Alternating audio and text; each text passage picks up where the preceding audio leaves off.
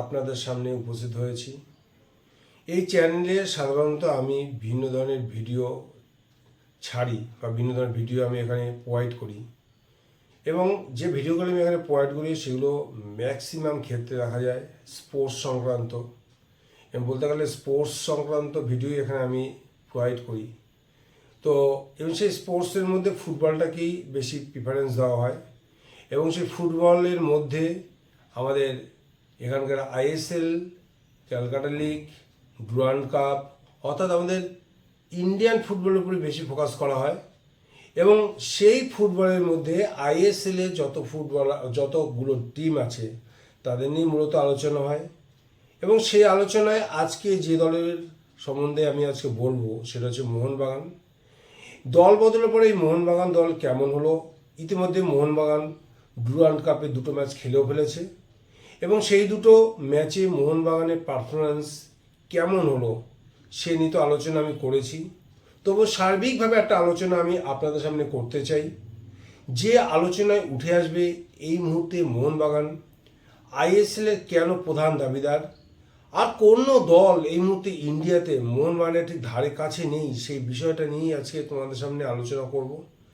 তো সেখান থেকে দেখা যাচ্ছে যে মোহনবাগানের বিগত বছরে যে দল ছিল পুরো দলটাকে অনেকটাই চেঞ্জ করে ফেলেছে, যেটা আমরা গত বছরে দেখিনি।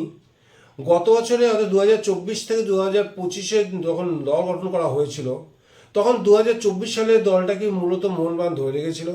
সেখানে সংযোজন করা হয়েছিল শুধু ম্যাকলারেনকে। এছাড়া মোহনবাগান কিন্তু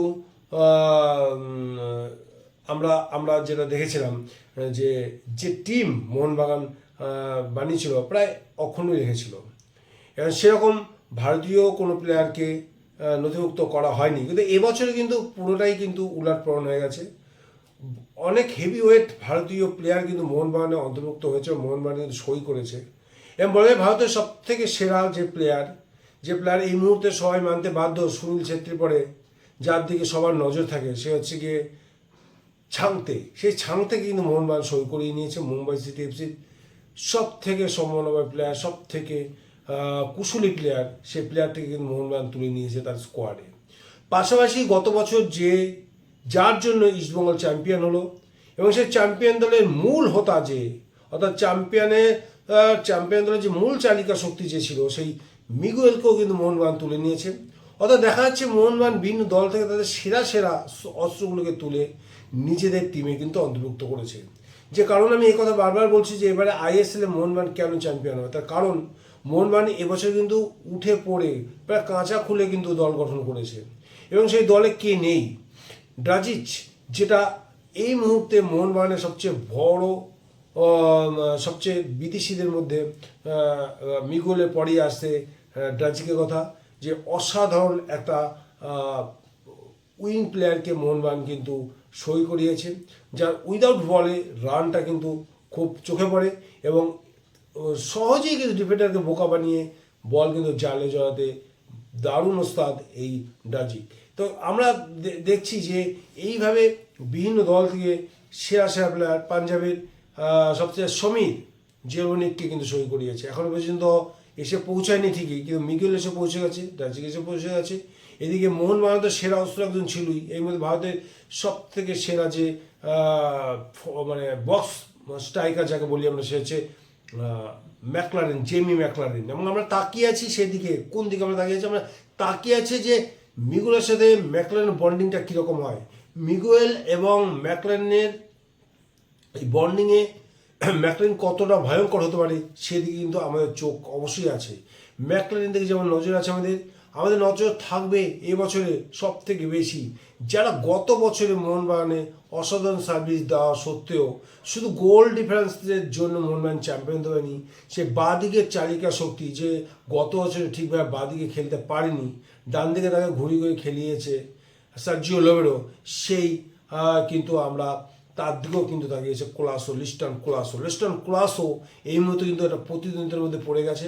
অর্থাৎ সেরা অস্ত্রগুলোকে মোহনবাগান তার দলে নেওয়ার ফলে কোলাসো কিন্তু তার সর্বশক্তি দিয়ে সেরাটা দেওয়ার চেষ্টা করবে। অর্থাৎ প্রথম একাদশে থাকার যে লড়াই, মোহনবাগানের যে হেলদি লড়াই, সেই লড়াইটা কিন্তু এবছর কিন্তু আমরা ভালোভাবে চোখে দেখতে পাবো। পাশাপাশি আমি একথা বলবো যে এই মুহূর্তে কিন্তু আমাদের মোহনবাগানের হেড কোচ প্যানোসকে কিন্তু এই দলটাকে কন্ট্রোল করতে হবে, অর্থাৎ কোনোভাবেই যেন দল হাতের বাইরে না চলে যায়। কেননা স্টার প্লেয়ারদের নিয়ে কাজ করা একটা যথেষ্ট সমস্যা, এবং সেটাকে কিন্তু বুদ্ধিদীপ্ততার সঙ্গে অর্থাৎ বুদ্ধির সঙ্গে সামলানোটাই হচ্ছে কোচের যে প্রধান দায়িত্ব। তা যেটা কাজ করতে হবে প্যানোসের সবচেয়ে প্রধান যে দিকে নজর দিতে হবে, এই এই দলের সবচেয়ে হচ্ছে দেখতে হবে যে নিজেদের মধ্যে আন্ডারস্ট্যান্ডিং, প্লেয়ারগুলোর মধ্যে সংঘবদ্ধতা, মাঠের ভেতরে মাঠের বাইরে সমস্ত জায়গায় যেন একটা সংসারের মতো, মানে একটা একই সংসারের সদস্য হিসেবে যেন মোহনবাগান প্লেয়াররা গত 2 বছর ধরে যেভাবে প্রতিনিধিত্ব করছে সেইটা বজায় রাখতে হবে, এবং সেই ড্রেসিং রুমটা সামলানোও কিন্তু প্যানোসের একটা বড় কৃতিত্ব হয়ে দাঁড়াবে। এবং প্যানোসের উপর ডিপেন্ড করছে এই দলটাকে যদি ঠিক মতো চালনা করা যায়, অর্থাৎ দলটাকে যদি ঠিক মতো ম্যানেজ করা যায়, এই দল চ্যাম্পিয়ন না হওয়ার কোনো কারণই দেখতে পাচ্ছি না। কারণ এমন কোনো পজিশন নেই যেখানে সেরা প্লেয়ারটি মোহনবাগানে নেই। ডিফেন্সে গত 2 বছরের নির্ভরযোগ্যতা যে নির্ভরতা দিয়ে গেছে, সে রড্রিক্স কিন্তু রয়ে গেছে, পাশাপাশি গত বছরই মেহতাব সিংকে তুলে নিয়েছে, এবং মোহনবাগান মেহতাব সিংয়ের পাশাপাশি এবছরে তুলেছে রাহুল ভেকেকে। মানে ডিফেন্সও কিন্তু একেবারে সাজিয়ে দিয়েছে একদম, মানে সোনার ফসল তুলে নিয়ে এসেছে মোহনবাগান ম্যানেজমেন্ট। যে দল মোহনবাগান গঠন করেছে সেই দলের ডিফেন্সের সেরা প্লেয়াররা আছে, এবং এই ডিফেন্সকে ভেদ করে গোল করা বিপক্ষ স্ট্রাইকারদের কিন্তু একটা বড় সমস্যায় পড়তে হবে, এবং গোল করাটা কিন্তু নিয়ে একটু ইম্পসিবল হয়ে দাঁড়াবে। অর্থাৎ ক্লিন শিট মোহনবাগান কতগুলো রাখে সেটাও কিন্তু দেখতে হবে। পাশাপাশি যার কথা না বললেই নয়, সে হচ্ছে বিশাল কায়েত।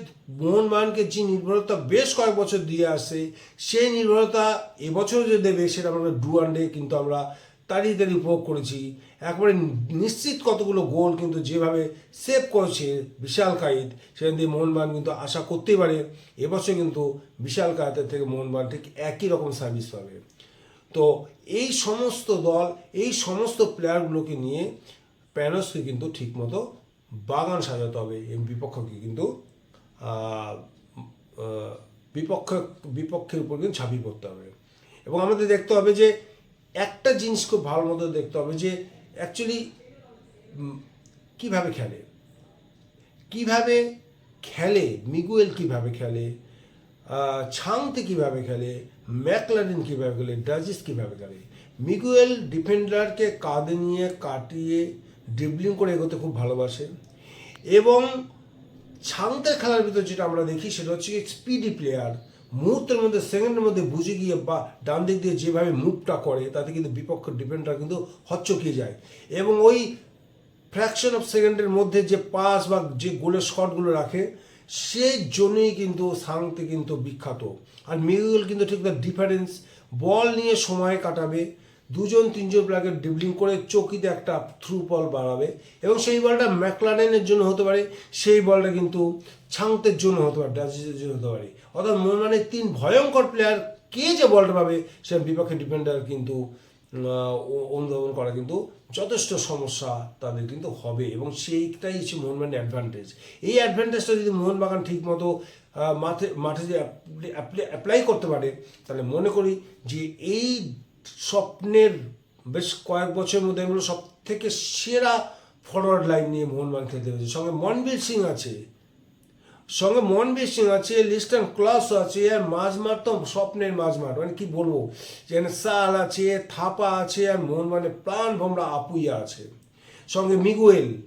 যেটা মোহনবাগানের গত বছর বড় সমস্যা ছিল প্রপার সিডিএম নেই, এবার মোহন জেলকোভিককে পেয়ে গেছে প্রপার সিডিএম, সঙ্গে মিগুয়েল একটু অ্যাটাকিং মিডফিল্ডের হিসেবে কাজ চালাতে পারবে, আপুইয়াও নিচে তার সঙ্গে হেল্প করতে পারবে।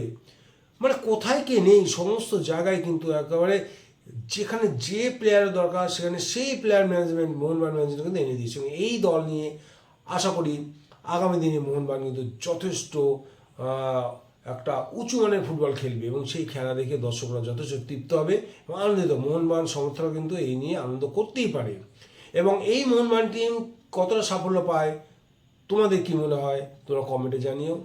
তো আজকে এই নিয়েই আমার আলোচনা ছিল। আর প্রতিনিয়ত আমার ভিডিও দেখবে। আমি চাইবো নতুন নতুন বিষয়গুলো তোমার সামনে উপস্থাপন করতে, এবং ভিডিওটা যদি ভালো লাগে লাইক এবং শেয়ার করতে একদম ভুলবে না। আর যারা এখনও পর্যন্ত চ্যানেলটিকে সাবস্ক্রাইব করনি, কিসের এত ওয়েট করছো? সাবস্ক্রাইব করে ফেলো, নতুন নতুন ভিডিও সবার আগে তোমরা পেতে পারো। আর ভিডিও দেখার জন্য অসংখ্য ধন্যবাদ। আবার দেখা হবে নতুন কোনো ভিডিওতে। বাই।